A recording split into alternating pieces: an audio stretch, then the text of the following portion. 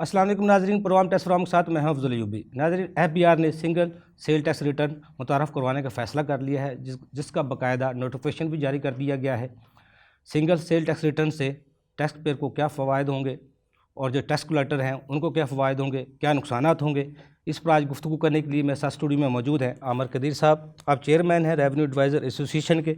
उनके साथ मौजूद हैं सबा मुबारक साहिबा, आप सीनियर नायब सदर हैं Lahore women chamber of commerce की। उनके साथ मौजूद हैं आसम मुगल साहब, आप माहिर टैक्स अमूर हैं, चार्टर अकाउंटेंट हैं। नाज़रीन, इससे पहले कि मैं अपनी गुफ्तगू का आगाज़ करूँ, रिपोर्ट देखते हैं माहिर उसमें क्या कहते हैं। मैं ये समझता हूँ कि इसको जो है ना वो मैनेज करना इतना आसान नहीं होगा। तो बहरहाल इसकी ये डेमो आ चुका है। तो अब देखें 2 माह का टाइम एफबीआर ने मांगा है कि 2 माह तक वो क्या इकदाम करेगा, किस तरह उसको मेंटेन करेगा और क्या मामलात होंगे। ये तो अब 2 माह बाद ही हम इसमें देखेंगे कि वो एफबीआर उसको कैसे करता है। वैसे तो एफबीआर ने जो एक डेमो दिया था लास्ट वीक ने सारी उन्होंने डेमो की वीडियो बना के एफबीआर की वेबसाइट पे फाइल कर दी है और उस वेबसाइट के ऊपर वो वीडियो लिंक मौजूद है, उसमें वीडियो भी देख सकते हैं और वो सारा टेरिटोरियल मौजूद है। वो टेरिटोरियल के ज़रिए सारी वो वीडियो दे रहे हैं और वो बता रहे हैं कि किस तरीके से आपने आरएस पे फाइलिंग करनी है और आरएस को किस तरीके से जाना है और किस तरीके से मैनेज करनी है चीज़ों को। तो ये सारा मामला एफबीआर ने टेक ओवर किया है और वो उसको देख रहा है। तो अब जो प्रोविंसेस है, जो सूबे हैं, वो किस तरह मैनेज करेंगे, उनकी फ़ाइलिंग कैसे होगी, उनकी अपील्स कैसे होंगी, उनका मैकेनिज़्म क्या होगा, उनकी चेक एंड बैलेंस कैसे होगा, एफबीआर का कैसे होगा, क्योंकि फ़ाइलिंग एफबीआर के पोर्टल पे हो रही है।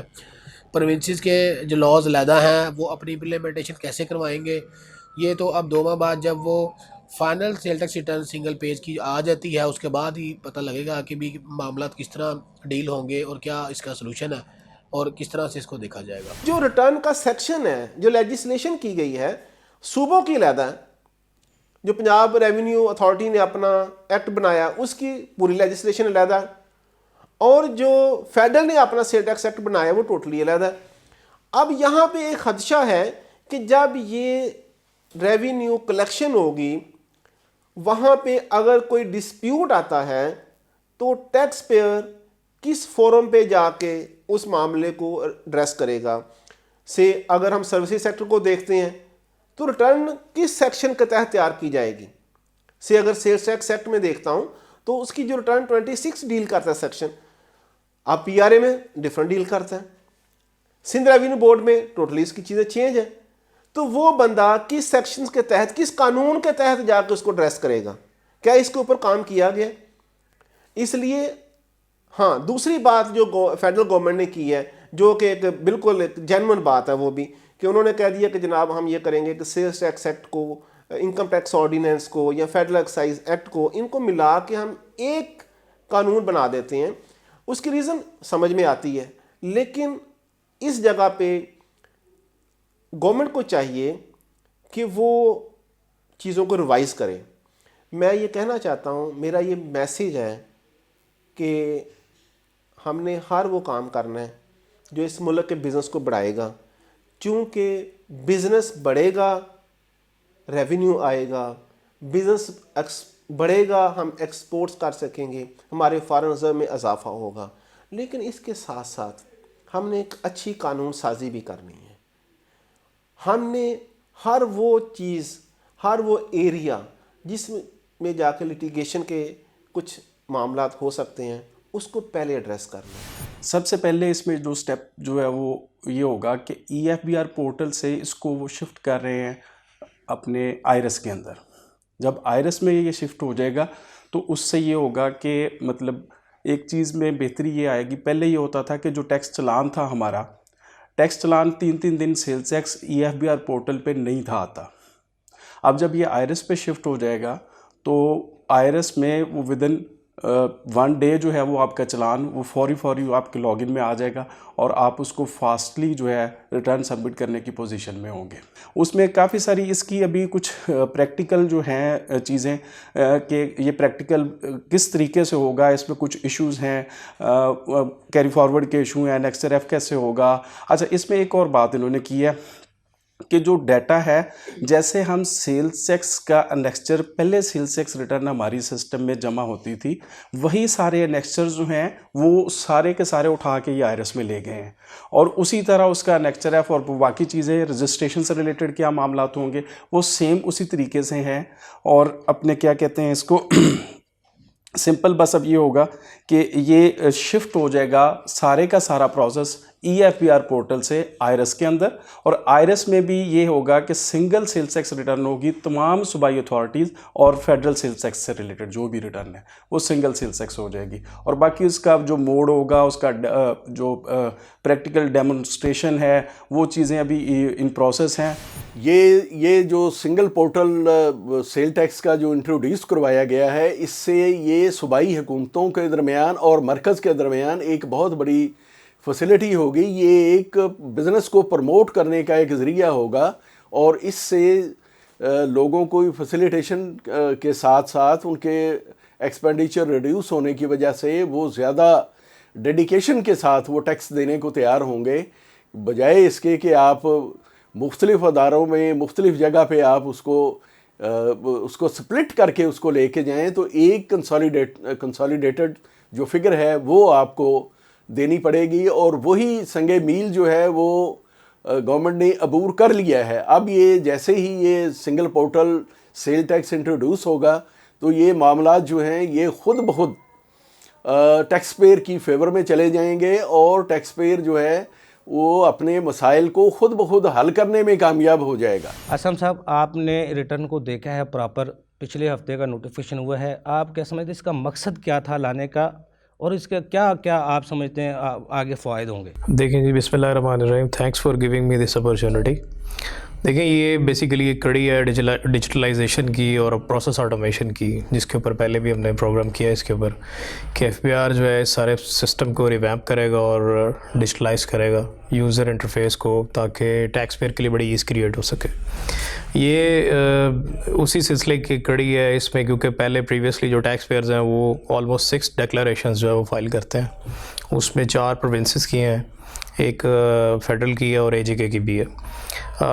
लेकिन उनकी क्रॉस बॉर्डर जो उनकी प्रॉब्लम्स है इनपुट टैक्स की क्लेम करने की, वो बहुत ज़्यादा है कि इनपुट टैक्स की वेरिफिकेशन में बहुत ज़्यादा इश्यूज़ आते हैं टैक्स पेयर्स को, और फिर एडमिनिस्ट्रेशन इशू भी हैं, और फिर पेमेंट से रिलेटेड भी प्रोविंसेस के दरमियान कॉन्फ्लिक्ट्स आते हैं।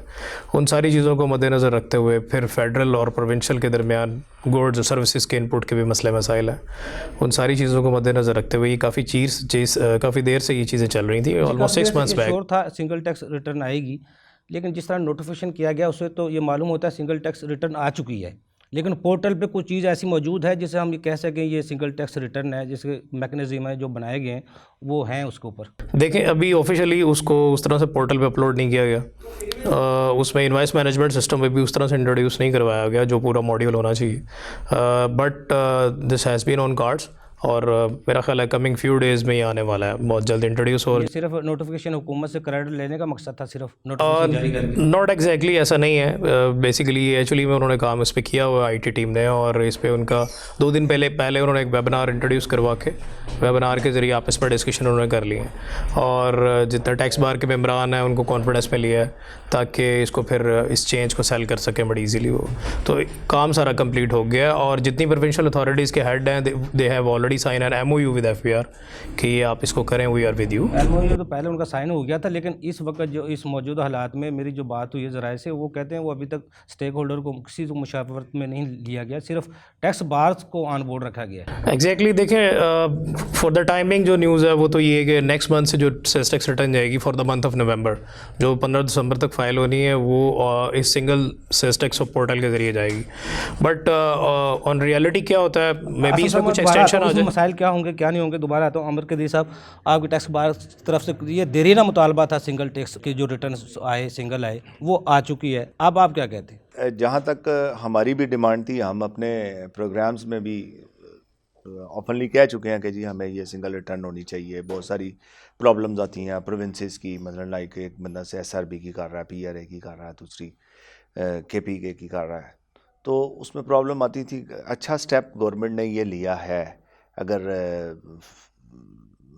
बादियों नज़र में कहते हैं कि देखा जाए तो उसके हिसाब से तो ठीक ही लगता है, टैक्स लेकिन पेयर के लिए आसानियाँ पैदा की हैं। जी, जी। लेकिन बात ये है कि ये जब हम रिटर्न, जब हमारे पास प्रैक्टिकली, जब हमारे पोर्टल पे रेंज आएगी, में, जी, पोर्टल पे जी। आएगी, रेंज में आएगी, तो फिर देखना ये है कि जैसे भी मेरे भाई ने बात की है कि इसमें जो है ना वो सर्विसेज का बहुत बड़ा इश्यूज होते हैं, उसमें जो है ना ओरिजिन और डेस्टिनेशन का बहुत बड़ा इशू है, किसको कहाँ पे किसको क्या होना है। फिर इसके अलावा जो से इनकम टैक्स, सेल्स टैक्स, फिर प्रोविंसेस, इन सारों को क्लब करके क्या ये खिचड़ी बनती है, क्या ये इसको सेपरेटली डील कर सकेंगे, नहीं कर सकेंगे। फिर रेवेन्यू के इसके अंदर बहुत सारे मामलात आ जाएंगे कि किसका रेवेन्यू कैसे ये डिस्ट्रीब्यूट वो करेंगे। पहले ही ऑलरेडी है चालान एफबीआर के साथ। चालान जी, जी। चालान जो है वो जैसे अभी मतलब अभी हम जमा करवाते हैं तो अभी हमें उसको ऑनलाइन फैसिलिटी एफबीआर की तरफ से वो तो उस सेल टैक्स, इनकम टैक्स की तो मिल जाती है, लेकिन प्रोविंसेस की हमें नहीं ऑनलाइन मिलती। फैसिलिटी जो है वो नहीं मिलती, हमें उन बैंक्स में जाना वैसे भी पड़ता है। तो सुबह उसके लिए जी, जी। उसकी उनकी पेमेंट्स के लिए क्या मैकेनिज्म इन लोगों ने तैयार किया है, उसको किस तरह से शेड्यूल होगा। फिर इसके अंदर जो अभी बात हो रही थी तो उसमें ये है कि ये इनपुट को किस तरह से ये मैनेज करेंगे, जो लोगों दूसरा ने टैक्स मतलब रेट भी उनके एफबीआर रेट्स के ज़्यादा है, सूबाई रेट्स का रेवेन्यू थोड़ी सी इशू, कम है। रेट्स के इश्यूज हैं। फिर इसके अलावा एक बंदे के पास दो अपना उसकी सर्विसेज होती हैं, उनके भी डेफिनेटली ये सारे का सारा इन्होंने ये किया होगा, इसके अंदर ये सारे के सारे लूप होल्स ख़त्म करने की कोशिश की होंगी। लेकिन अभी चूँकि अभी हमारे पास प्रैक्टिकली अवेलेबल नहीं है, जी, जी। जब हमारे पास प्रैक्टिकली अवेलेबल होगी तो फिर हम इसके अंदर बहुत ज़्यादा हद तक इसके अंदर कोई राय कायम करने के अंदर वैसे कामयाब हो हमारे साथ सकेंगे। कितने के लोग होंगे जो डबल रिटर्न देते हैं अपनी?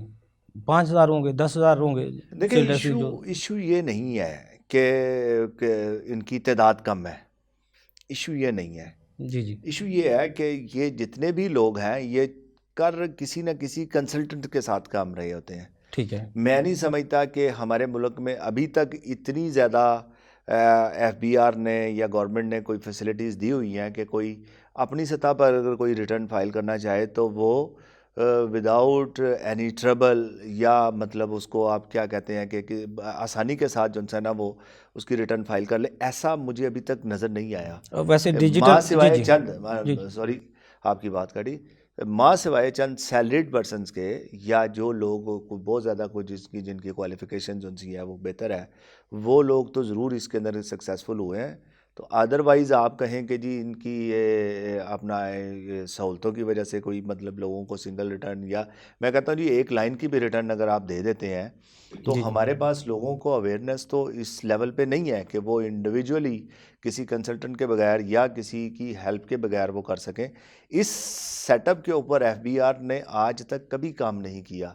आज तक कभी उनकी जो यूनियंस हैं या उनकी यूनियंस तो वैसे खत्म कर दिए हैं, एसोसिएशन भी खत्म है। जो जी, जी। चैम्बर हैं, ट्रेड यूनियंस हैं या बॉडीज़, जो भी उनका एक प्लेटफॉर्म होता है, उनके ऊपर जाके कोई बंदा एफबीआर की तरफ से अवेलेबल नहीं होता कि वो जाके उनको गाइडलाइन दे। माँ सिवाय रिटर्न्स के दिनों में एक ये फॉर्मेलिटी पूरी करते हैं 2 से 3 दिन के लिए, आखिरी दिनों मार्केटों में बंदे भेजते हैं, चंद बंदे मार्केट्स भेजते में हैं। बंदे भेजते हैं 2 से 3 दिन के लिए, मैं बता जी, रहा जी। हूँ। तो ये अवेयरनेस और ये सारे का सारा सिस्टम जो है हुकूमत को जहाँ पर ये इस आसानी की तरफ लेकर आना कोई बुराई नहीं है, अच्छी चीज़ है। उन्होंने एक तजर्बा अगर वो कर रहे हैं अच्छा है। डिजिटल की तरफ हम जा रहे हैं, की तरह से बैंकिंग निज़ाम पे डिजिटल ला रहे हैं, उसको भी अगले माह से शुरू कर रहे हैं। ये भी एक डिजिटल की तरफ, जिस तरह आसम साहब कह रहे थे, एक कड़ी है। हमारी जो लिटरेसी रेट है मुल्क का, वो है इस काबिल हमको इस तरफ डिजिटल की तरफ जा देखिए, सके। मैंने पहले अर्ज़ किया है कि हम ये जो डिजिटलाइजेशन जो है, ये सारी की सारी जो भी कर रहे हैं, ये सारे का सारा यूज़ जिसने करना है वो सारा पढ़ा लिखा बंदा तबका है। जी, जी। वो तबका है हमारे पास, जो फाइल कर रहा है वो है। लेकिन जिनको समझना चाहिए, जिनकी रिटर्न जा रही है, जिनकी बिजनेस की इनकम जा रही है, जिनके लिए जा रही है, उनको भी तो 40-45 सफ़ात की एक रिटर्न होती है आम साहब, जिसमें तमाम स्टेट बैंक की वो स्टेटमेंट देनी होती हैं, वेल्थ स्टेटमेंट देनी होती हैं। इतना लंबा प्रोसेस है उसको पोर्टल में भरने का, तो उसको अच्छा, आप मुझे जी, देखें, जी। मैं इसके अंदर ना बड़ी ये नपी-तुली बात करने लगा हूँ। जी, जी। आप मुझे ये बताएं कि क्या मुझे सिंगल पेज की रिटर्न दे के बाकी चीज़ों से मैं मुबर्रा हो जाऊंगा? नहीं तो वो तो वेल्थ स्टेटमेंट में आ जाती हैं। वेल्थ स्टेटमेंट की बात नहीं है, जी, जी। सेल्स टैक्स की ही बात कर रहा हूँ। मुझे क्या इनवाइस मेरे से, मैं इनवाइस नहीं लूंगा क्या? मुझे इनवाइस के साथ प्रॉफिट एंड आमद लॉस साहब, नहीं वो तो बनाना? 2 साल क्या बाद मुझे आपकी क्या रिटर्न, मुझे जी जी, बाकी जो ऑडिट के लिए जो प्रोसीजर में मुझे वो जब 2 बताएंगे, साल बाद 3 क्या साल बाद वो जब जी जी खुलेगी तो जब वो इन्फॉर्मेशन ले लें आप। देखे ना, वही मैं अर्ज कर रहा हूँ ना जी कि जी, क्या मैं इन सारी चीज़ों से मुबर्रा हो जाऊंगा? नहीं मुबर्रा तो नहीं ये होंगे। सारी की सारी चीज़ें वहीं की वहीं रहनी है। जी जी, क्या डिपार्टमेंट का जो एटीट्यूड है वो चेंज हो जाएगा? वो भी नहीं चेंज होगा। क्या उनकी ब्लैकमेलिंग ख़त्म हो जाएगी? वो भी नहीं ख़त्म होगी। ये सारे का सारा डिक्टेशन के ऊपर सारा का सारा ये सिस्टम चलाने की कोशिश कर रहे हैं।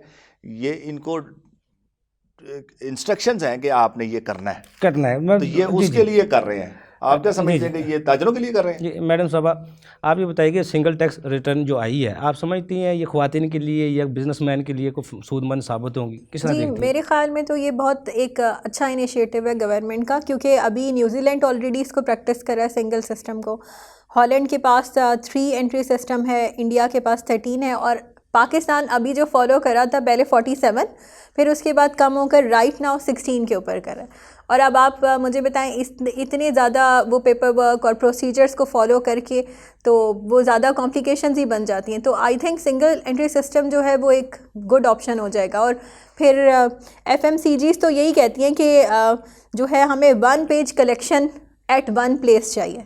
तो अगर वो सिंगल सिस्टम आ जाएगा तो आई थिंक ये काफ़ी सारी प्रॉब्लम्स वुमेन एंटरप्रेन्योर्स की तो सेटल हो वैसे जाएगी। ख्वातीन तो टेक्नोलॉजी से ज़्यादा फ़ायदा उठाती हैं और टेक्नोलॉजी को ज़्यादा इस्तेमाल करती हैं, तो आपके लिए चैम्बर की जो ख्वातीन है उनके लिए तो ज़्यादा फ़ायदा होगा।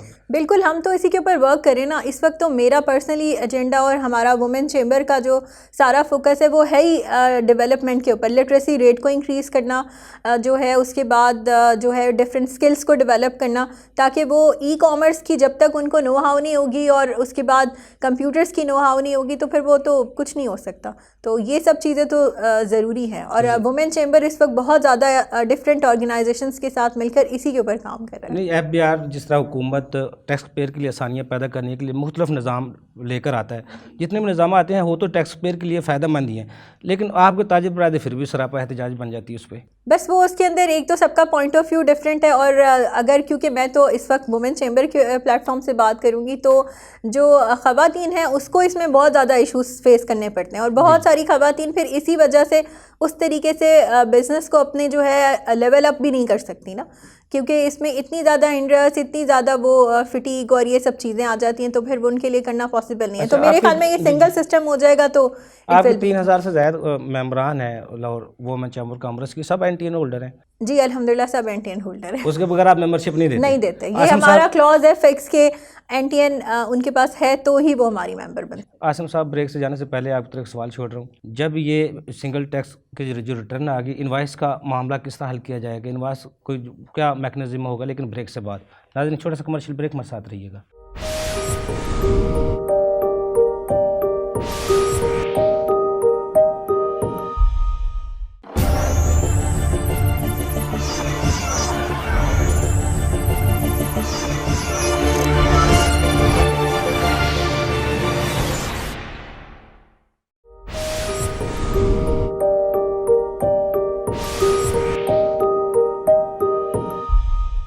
वेलकम बैक नाजरीन। जी आसम साहब, इसमें जो एक कोर पर्पज़ है वो ये है कि हमारे यहाँ जो इंडस्ट्री में फेक और फ्लाइंग इनवाइस जो है रूट होती है उसको टैकल करना है। एक्चुअली प्रॉब्लम का आ रहा है कि अगर एक बिजनेसमैन है वो PRA में भी रजिस्टर्ड है, प्रोविंशियल में भी और फेडरल में भी रजिस्टर्ड है, तो cross border input tax output tax की इनवाइसेस जो है ना वो करके रूट करके जिसमें अभी अप्रोप्रिएट फॉर्म अवेलेबल नहीं है, मैकेनिज्म अवेलेबल नहीं है उसको वेरिफिकेशन का, तो उसमें क्या करते हैं कि यहाँ से इनपुट शिफ्ट किया प्रोविंशियल में, प्रोविंशियल से इनपुट शिफ्ट किया फेडरल में, और फेडरल में लेट से फेडरल में अब जो है ना अवेलेबल है रिफंड की फैसिलिटी। तो इस तरह से इनवाइसेस जो है ना शफल होती हैं। इसको वो ऑल टुगेदर चेंज करने जा रहे हैं। इस पोर्टल के ज़रिए सिंगल जो पोर्टल है इसमें 2 सेपरेट वेब बेस नहीं चलेंगे। सिंगल पोर्टल के ज़रिए उधर ही आप प्रोविंशियल की इनवाइस एंटर करेंगे, उधर ही आप फेडरल की इनवाइस पे एंटर करेंगे। जो पिक्चर उन्होंने शेयर की है जिस पोर्टल की, उसमें परचेजेस और सेल्स का सेपरेट एनेक्जर नहीं है। एक एनेक्जर है, उसके अंदर परचेजेस की भी इनवाइस आएंगी और सेल्स की भी इनवाइसेस आएंगी, और उसके आगे जो उनके पार्टिकुलर्स हैं वो सेपरेटली प्रेजेंट होंगे। सो इट मीन्स कि अब इसमें प्रॉब्लम्स जो है ना आगे सॉल्व होने जा रही हैं। देखिए ये इतना कॉम्प्लिकेटेड है नहीं है। एक बंदे से अगर पूछा जाए कि आपने इनपुट टैक्स अपना फीड करना है, अपना एनटीएन फीड करना है और अपना एड्रेस फीड करना है और अपनी इनवाइस की वैल्यू फीड करनी है, इसमें क्या मसला है? इसमें कोई इतनी डिफिकल्टी है? जो अभी कोई अथॉरिटीज़ अभी तक रिफंड्स के रूल्स किसी ने बना लिए हैं कि वो कोई दे भी नहीं रहा, लेकिन हमारे जिस तरह पंजाब रेवेन्यू अथॉरिटी है इसके रेट मुख्तलिफ हैं, सिंध रेवेन्यू अथॉरिटी है उसके रेट मुख्तलिफ हैं, दूसरे अथॉरिटीज़ के मुख्तलिफ हैं, FBR के जो सेल टैक्स के रेट है वो मुख्तलिफ है, फिर किस तरह एडजस्टमेंट किस तरह होगी? देखिए रिफ़ंड के रूल्स की जहाँ तक बात है ना, वो एरिया ही डिफरेंट है। रिफ़ंड सर्विस के केस में रिफ़ंड को एस्टैब्लिश करना, this is the most difficult task. Goods के केस में आप वैल्यू एडिशन डिटरमिन कर लेते हैं कि मार्केट वैल्यू क्या है, इस वक्त कौन सा कंपेटिटर कितना मार्जिन चार्ज कर रहा है। सर्विस के केस में ये पॉसिबल नहीं होता।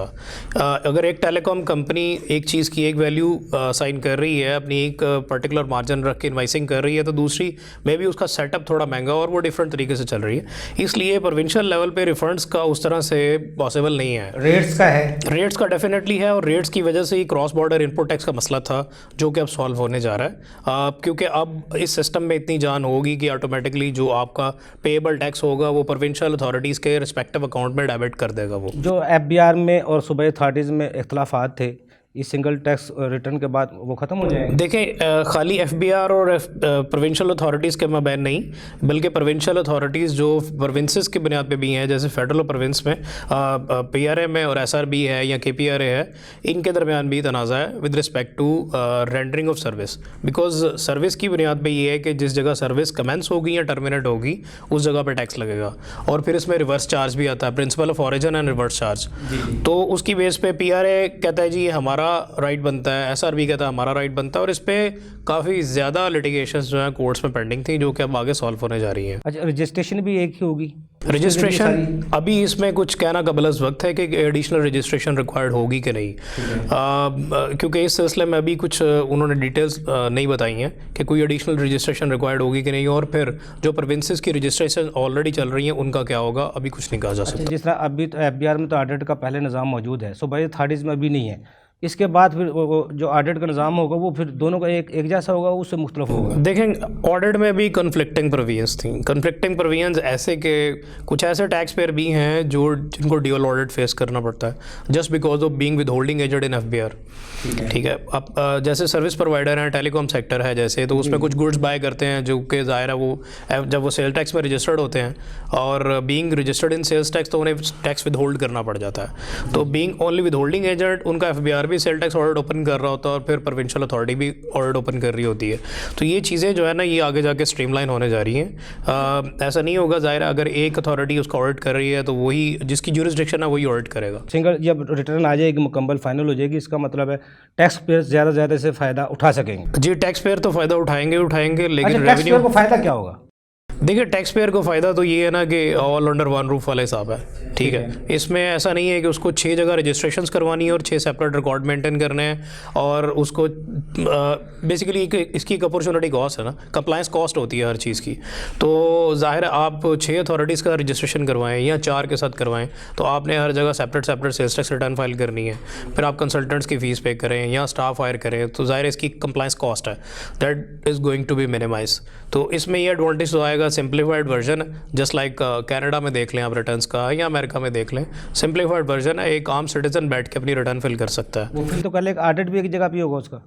देखें ऑडिट बेस है इंसिडेंस पे, जहाँ से रेवेन्यू राइज होगा, जहाँ टैक्स होगा उस जगह ऑडिट जिस सूबे में होगा एग्जैक्टली जिस पर जैसे सर्विसेज के ऊपर है तो अंडर द कॉन्स्टिट्यूशन प्रोविंसेस को राइट है कि वो उसके ऊपर टैक्स लें और वही ऑडिट। टैक्स कलेक्टर को क्या फ़ायदा होगा इससे? टैक्स कलेक्टर को फ़ायदा सबसे ज़्यादा फ़ायदा ये है कि अगर एक बिजनेसमैन है उसके 3-4 बिजनेस हैं, उसमें गुड्स भी हैं और सर्विसेज भी हैं, इस सिस्टम के जरिए 360 डिग्री व्यू जो है वो देने जा रहे हैं उसमें। एक जगह पर उसको डाटा मिल जाएगा जी, ये रिस्क बेस मालूमात मिल जाएंगी। एग्जैक्टली देखिए ये रिस्क बेस एक मॉड्यूल इंट्रोड्यूस होने जा रहा है जिसमें ये है कि अगर एक बिजनेसमैन है वो देखेंगे कि फ्लक्चुएशन कितनी है और किस सेक्टर में किस सेगमेंट में उसकी ज़्यादा सेल्स हैं।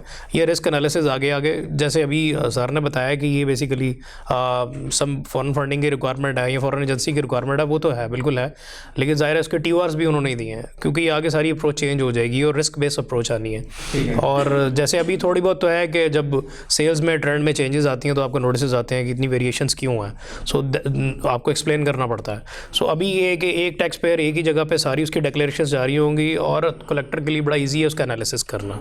ठीक है, इसको ये कहेंगे कि 360 डिग्री व्यू जो है उसको देख सकेगा ऑल अंडर वन रूफ।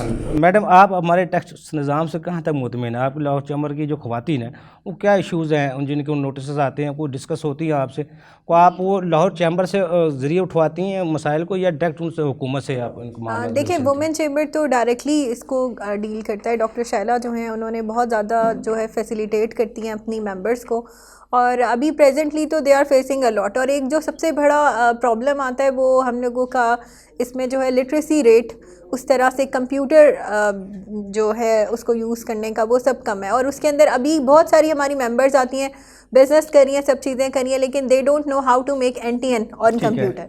तो वो फिर ये है कि उसको हम फैसिलिटेट उस तरीके से भी करते हैं।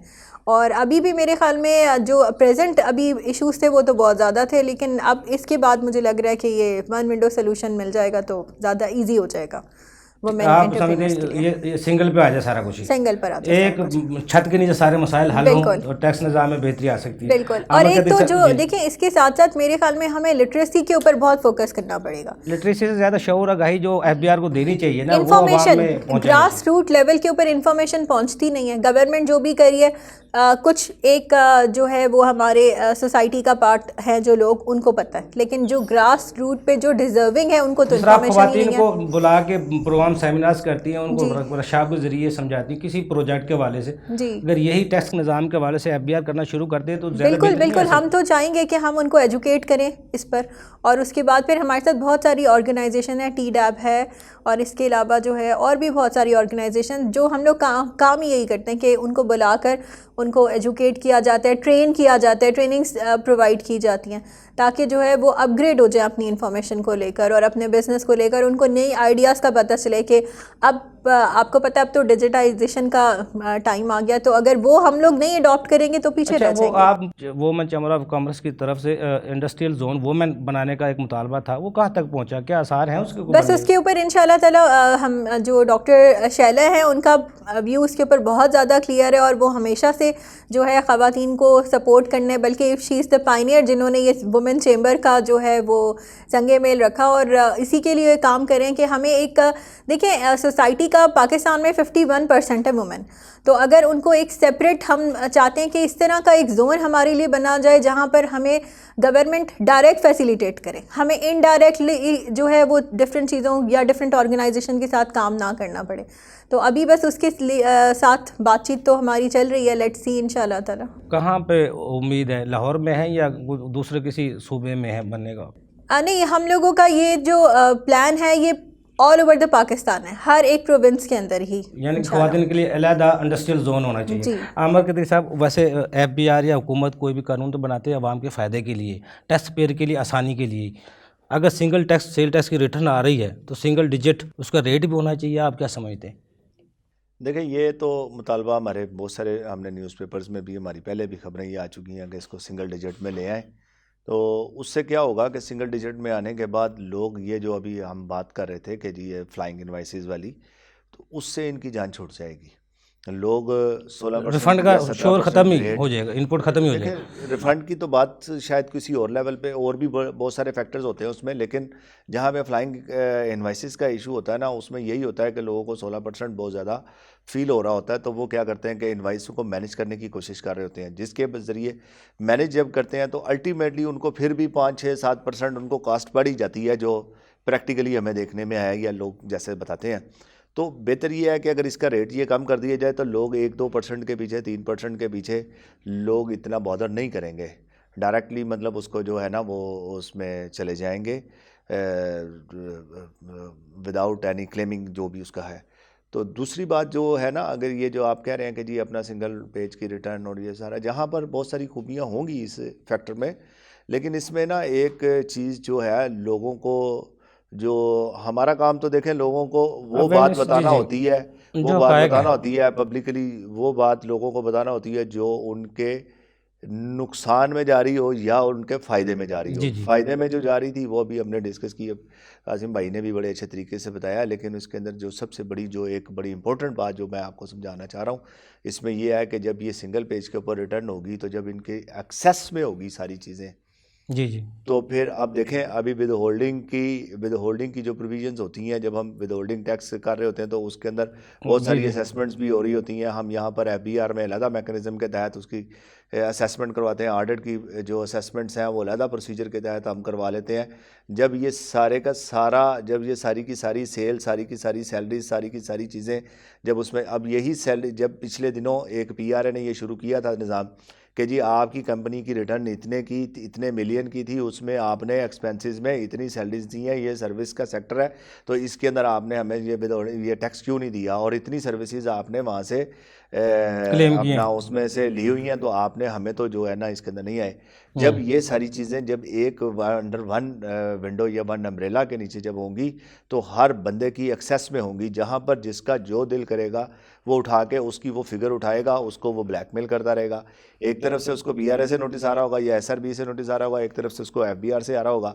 अब वो तो इसी सारे उसके अंदर फंस जाएगा। ये फिर लिटिगेशन की क्या तरफ जाएंगे समझे? हालात। अब ये जब एक दूसरे के साथ इंटरकनेक्टेड होंगे, हाँ इसको सेटल डाउन होते होते लोग इतने मोहतात हो जाएंगे। अब कुछ ऐसे हमारे नेचुरल जो है एक्सपेंसेस हैं या हमारे जो एक सिस्टम बना हुआ है फैक्ट्रीज़ का या हमारे सिस्टम का, उसके अंदर 100% सारी चीज़ें अभी हमारे लिए पॉसिबल नहीं है। अच्छा अमर साहब, लोग वैसे जी भाग जी, जाते हैं जब वैसे हम जैसे ट्रू पिक्चर जब दिखाते हम हैं। सिंगल टैक्स रिटर्न की बात करते हैं, सिंगल डिजिट की टैक्स की बात करते हैं, अगर सिंगल टैक्स अगर 7% या 8% लगता है, सेल टैक्स लगता है उस पर, सिंगल कोई इनपुट नहीं है, उसके साथ 1% उसको इनकम टैक्स भी ले लिया जाए साथ ही, उसको 8%, 7 के बजाय 8% कर दिया जाए, तो एक ही रिटर्न इनकम टैक्स की और सेल टैक्स की मुमकिन है। लेकिन ब्रेक से बाद नाज़रीन छोटा सा कमर्शियल ब्रेक, हमारे साथ रहिएगा।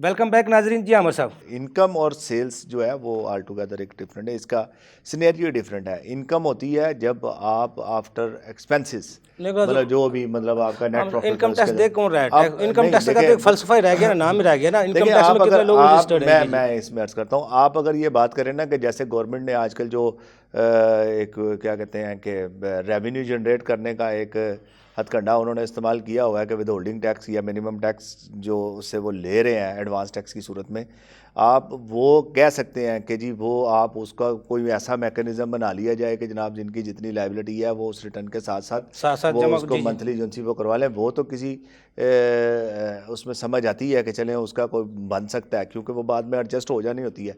लेकिन इनकम को आप सेल के साथ वो मतलब ये थोड़ा सा ना डिफरेंट अटैच नहीं कर सकते। अलहम शरीफ और अतायात जितना फ़र्क है इसके अंदर। क्या समझे? इसका मतलब मुमकिन नहीं है। ऐसा नहीं है, ऐसा मतलब है नहीं है। वैसे ऐसा देखें हो नहीं सकता सेल ये। टैक्स में भी ज़्यादा कितने लोग, 1 लाख लोग रजिस्टर्ड नहीं है हजूर, तो 30 लाख गोशवारे हैं, तो सेल टैक्स पे मार धाड़ सबसे ज़्यादा सेल टैक्स पे है, ये तो कम पोस्ट पे होनी चाहिए। बात देखें आप देखें, अब हर महीने इनकम कैसे, वो हर महीने अकाउंट्स बनाएंगे, क्या करेंगे? इनकम पूरे साल के बाद ही इनकम इसका मतलब पूरा टैक्स निज़ाम बदलने की ज़रूरत है। वो सारा वो आप तो अकाउंटेंसी को भी चेंज करेंगे ना फिर सारी जी, की जी, सारी ये तो हर मामला महीने। तो- फिर वो बैंक्स के यहाँ जाएंगे, उनकी वो तो कैसे वो इनकम को निकालेंगे, कैसे इनकम को आप एस्टिमेट कैसे करेंगे?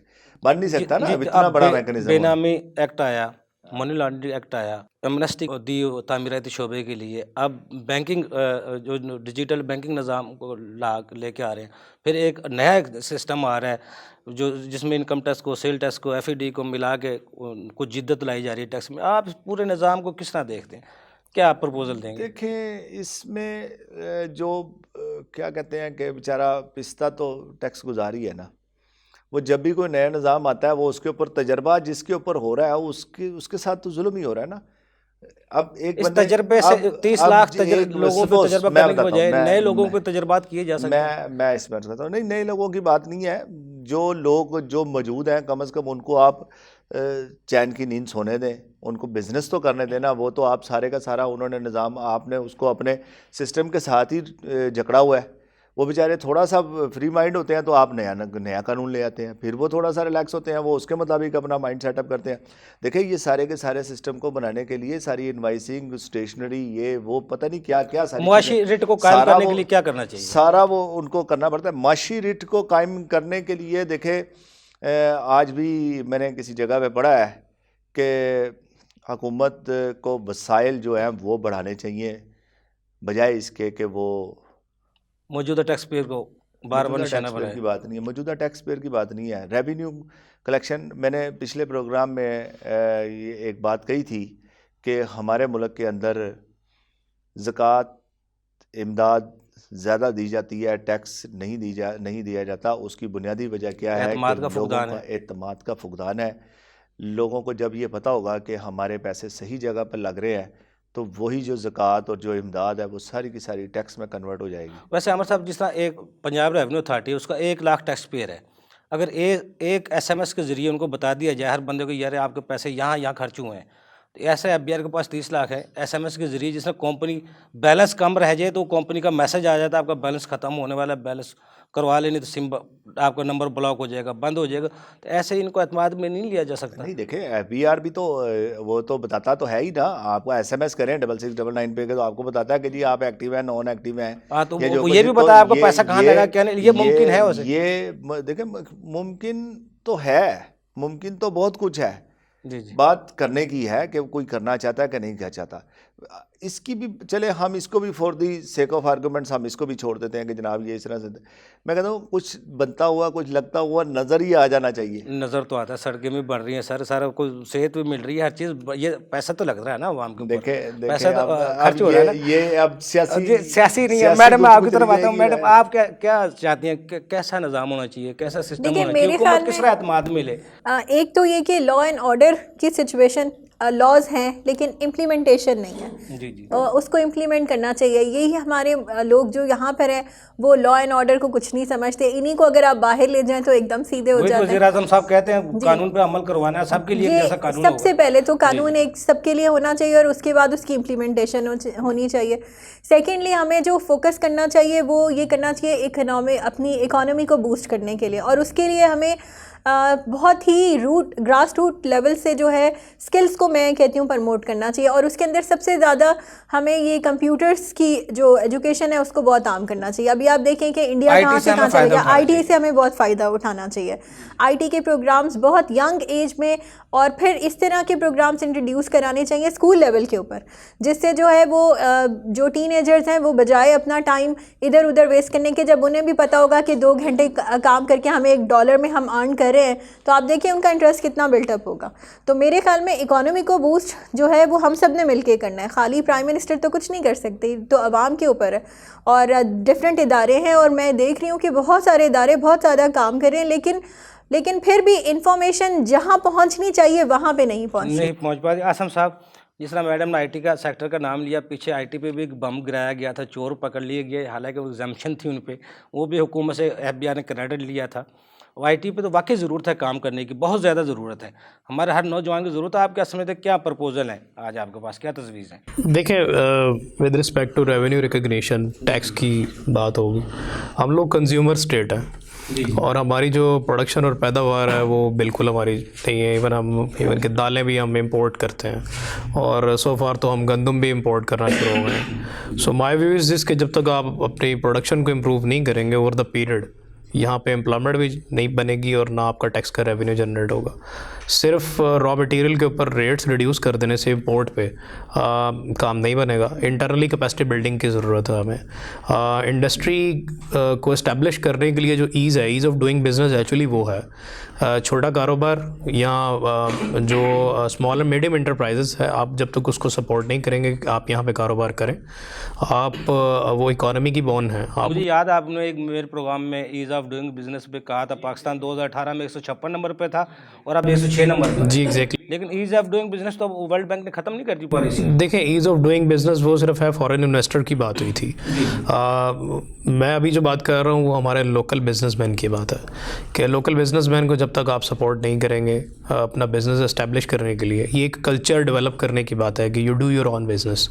हमारे यहाँ ब्रेन ड्रेड है, ब्रेन ड्रेन है, लोग यहाँ से नौजवान पढ़ के बाहर भागते हैं, वो प्रेफर नहीं करते यहाँ पे बिज़नेस करने पे। जब तक ये ट्रेंड ख़त्म नहीं होगा, फजा जब तक दूर नहीं होगी, जब तक लोग इसी तरह घबराते हैं। एग्जैक्टली, क्योंकि ये सारी चीज़ें अल्टीमेटली क्या करेंगी, जब भी कोई नौजवान यहाँ पे अपना बिज़नेस करेगा तो रेवेन्यू जनरेट करेगा, और रेवेन्यू जनरेट होगा तो किसी भी तरीके से कम या ज़्यादा टैक्स यहाँ हमारे मुल्क में ही जनरेट होगा। सो बजाय इसके कि अपना जो भी ब्रेन ड्रेन है उसको रोकें और अपना जो इंटेलिजेंट नौजवान है वो बाहर जाए, आप अपनी इंडस्ट्री, लोकल इंडस्ट्री को सपोर्ट करें। अच्छा आसम साहब, वैसे तरक्की पजीर जो ममालिक हैं उनके जितने टैक्स रेट हैं, ये जितने टैक्सेस हैं, तरक्की जो याफ्ता ममालिक उनमें भी ऐसे ही होते हैं रेट? देखें वो टैक्सेस होते हैं, देखिए टैक्सेस होते हैं बिल्कुल ऐसे ही जैसे न्यूजीलैंड में टैक्सेस 50% से प्लस पे हैं, ठीक है। पाकिस्तान तो 42-43 पे जाता है ऑन एवरेज, न्यूजीलैंड में इससे ज़्यादा है। बट द थिंग इज़ के उनकी जीडीपी बहुत अच्छी है, पर कैपिटा इनकम बहुत अच्छी है, क्योंकि वो कंज्यूमर स्टेट नहीं है, वो प्रोडक्शन स्टेट है, वो एक्सपोर्ट्स उनकी ज़्यादा है हमारे से। आप मैंने पहले भी प्रोग्राम में हमने बात की थी, आप अपना कंपैरिजन करें वियतनाम के साथ। वियतनाम ने हमारे बाद आज़ादी ली, ठीक है, और जिस तरह से वो डेवलप होकर ऊपर आए हैं, पर कैपिटल इनकम उनकी हमारे से बहुत ज़्यादा है और उनकी एक्सपोर्ट्स बढ़ रही हैं। और फिर आपके हमसाया मालिक में बांग्लादेश हैं, अपनी प्रोडक्शन पे फोकस कर रहे हैं। सारा मामला तो है ही है ना, जो अवाम का टैक्स का पैसा अवाम के ज़रिए अवाम पर खर्च होगा, अलमिया वो 10% भी अवाम पे खर्च नहीं होता। अगर वो 10% भी अवाम पे खर्च हो जाए तो जो एतमाद का जो फुकदान है वो ख़त्म हो सकता है। और इसमें एक और मेरा ख्याल है कि जो फैसिलिटेशन है ना ग्रास रूट लेवल पर, जो हमारे स्मॉल जो है स्केल के बिजनेसमैन और वुमेन है, उनको फैसिलिटेट नहीं हम कर रहे। अब जैसे कामयाब जवान है या जितने भी प्रोग्राम्स हैं, आप जाकर, क्योंकि मेरा इंटरेक्शन बहुत सारे इस तरह के कम्युनिटीज़ वगैरह के साथ है, तो उनको इस सब चीज़ों के बारे में कोई इन्फॉर्मेशन ही नहीं है। जब उनको हम बताते हैं वो कहते हैं कि ये तो बस सुनी हुई बातें। लेकिन अब देखिए कामयाब जवान में गवर्नमेंट बहुत ज़्यादा कह रही है कि आके लोन, लेकिन उसका फिर वो प्रोसीजर इतना ज़्यादा उन्होंने कॉम्प्लिकेटेड कर दिया हुआ है कि अगर आप देखें, एक खातून है जो मुश्किल से काम करके अपने घर को चला रही है, उसको आप कहें कि जी आपने 3 दिन रेगुलरली बैंक जाना है, सारे काम छोड़ के पेपर वर्क करना है, तो वो कहेगी कि बाजी रहने दें, हम अपना कुछ इस तरह से करें। तो हमें ना इसको जो है थोड़ा सा इजी करना चाहिए। और उसके बाद अगेन हमारे पास जो है कम्युनिकेशन, उन लोगों तक कम्युनिकेशन ही नहीं है, उनको पता ही नहीं है कि हो क्या रहा है। तो हमें अपनी कम्युनिकेशन भी ओपन करनी चाहिए, इन्फॉर्मेशन वहाँ तक लेकर जानी चाहिए, तभी, क्योंकि हमारा जब जो है वो बिजनेसमैन और वुमेन जो है अभी बिल्कुल एंटरप्रेन्योर्स हैं, वो स्ट्रांग होंगे तो अल्टीमेटली मुल्क स्ट्रांग होगा। आप कहना ये चाह रहे हैं पहले इन्फॉर्मेशन लोगों तक पहुँचे, शऊर आगाही पहुँचे, उसके बाद ही बिल्कुल इम्प्लीमेंटेशन। जी जी, बहुत शुक्रिया मैडम, आपने हमें टाइम दिया। आसम साहब आपको बहुत शुक्रिया, आमिर साहब आपको बहुत शुक्रिया। नाज़रीन, आज हमारे एक्सपर्ट की आपने गुफ्तगू सुनी। खौफ से नहीं टैक्स नेट को बढ़ाया जा सकता। अगर टैक्स नेट को बढ़ाना है तो लोगों को एतमाद में लेना पड़ेगा, उनके लिए आसानियाँ पैदा करनी पड़ेंगी टैक्स निज़ाम में, ताकि खुद ब खुद लोग आएँ और ये पाकिस्तान तरक्की कर सके। अगले प्रोग्राम तक के लिए अफजल यूबी को इजाज़त दीजिए। अल्लाह हाफ़िज़।